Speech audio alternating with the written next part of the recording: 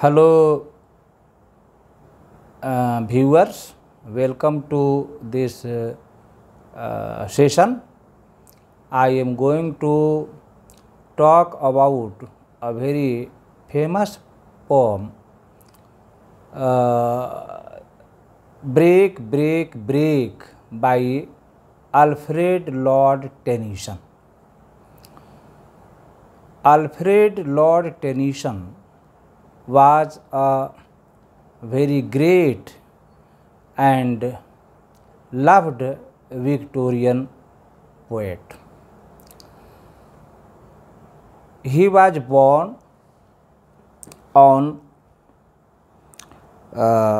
6 August 1809 and he died on 6 October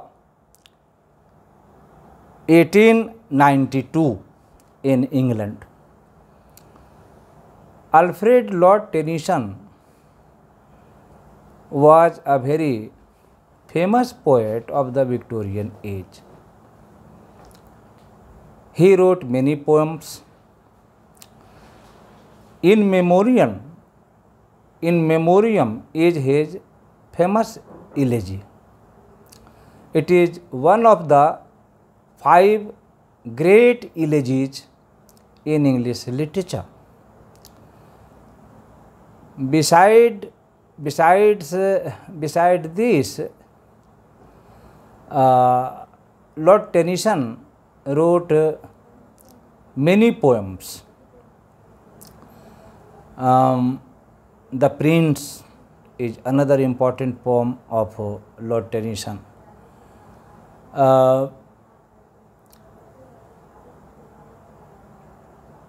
I would like to tell about the background of this poem,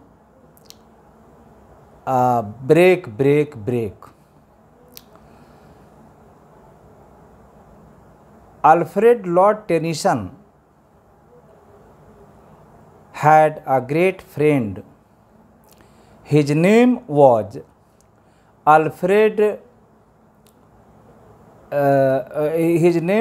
Henry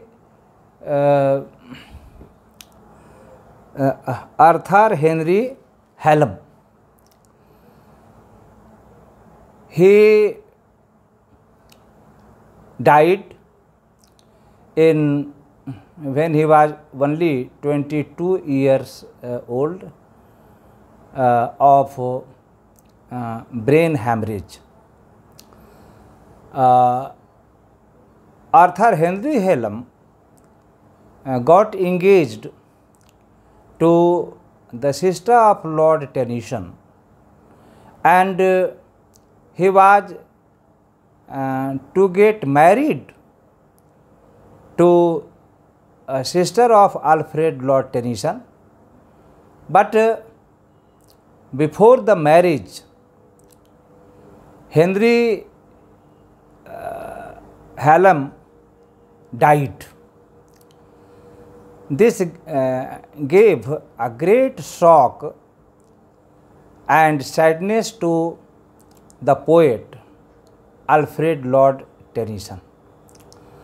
This poem, which is an elegy and lyric, was composed after the death of Arthur Henry Hallam.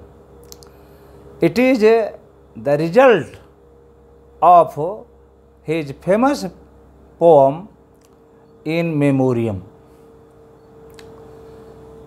The poet is standing on the seashore where Arthur Henry Hallam was buried.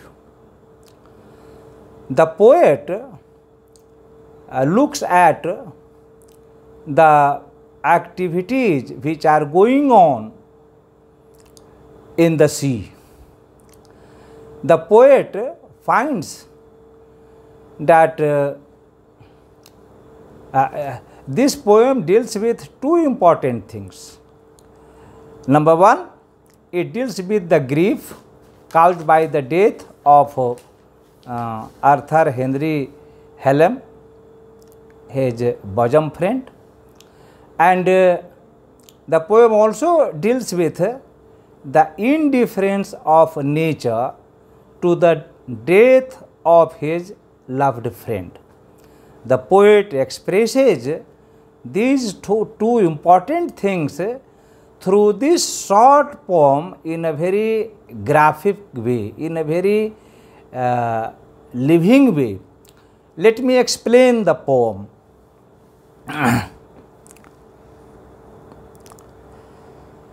Break, break, break on thy cold grey stones, O sea, and I would the thoughts that arise in me. The poet says the poet says the sea to continue to break, break, break the seashore. The waves of the sea are beating the cold grey stones of the seashore, and I would that my tongue could utter. On the one hand, the waves rise in the sea. On the other hand, waves of sorrow arise in the heart of the poet for the loss of his friend in his heart. But he is unable to utter the waves that arise in his mind on account of the death and loss of his loved friend. In this passage, the poet makes figures of speech. O sea, this is the use of a literary device, apostrophe in the stanza. Then the poet uses the word tongue. Tongue is a part of mouth which lies between the two rows of teeth. By this the poet makes the use of synecdoche. Synecdoche is a figure of a speech in which a part indicates the whole or the whole indicates the part. So the poet makes use of synecdoche with the use of the term tongue in the first stanza of the poem. Again, arise. Arise is a metaphorical use of the word which refers to the deep sorrow of the poet which comes in the heart of the poet. The second stanza, oh well for the fisherman's boy that he sorts with his sister at play. Oh well for the sailor lad that he sings in his boat on the way. In the second stanza of the poem, the poet says that the boy of the fisherman shouts with his sister who is playing on the seashore, and the lad of sailor, the boy of sailor, sings in his boat at the seashore. Here the poet expresses the indifference of nature on the death of his friend Arthur Henry Hallam. The fisherman's boy and the sailor's lad are happy They have no concern with the sorrow, suffering and sadness of the poet. In the third stanza of the poem,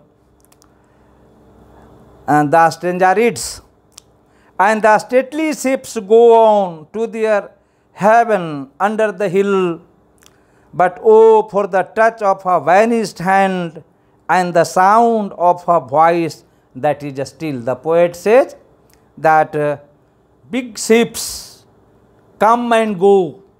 They are going on the bosom of the sea, and they are going to their ports. But the poet longs for the departed hand of his friend, the death of his friend Arthur Henry Hallam.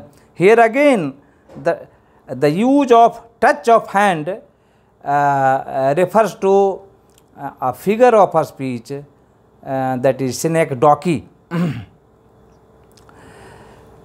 And the voice is still. The poet, when a man dies, he becomes motionless, he becomes still. So, still refers to the death of his friend indirectly.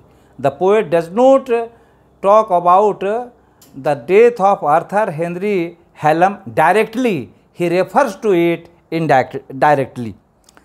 The last stanza of the poem, "Break, break, break at the foot of thy crags, O sea, but the tender grace of a day that is dead will never come back to me." The poet says, "O sea, continue to beat the seashore, continue to beat the rock on the seashore, O sea, but the tender grace of a day that is dead," refers to the death of his friend Arthur Henry Hallam. He will never come back.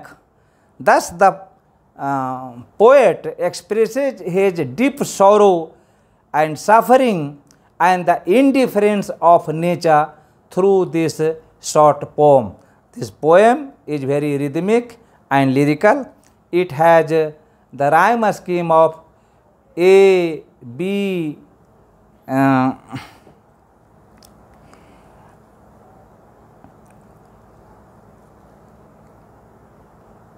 it has the rhyme scheme of A, B, C, B. To conclude, this is one of the finest lyrics of Alfred Lord Tennyson. Thanks.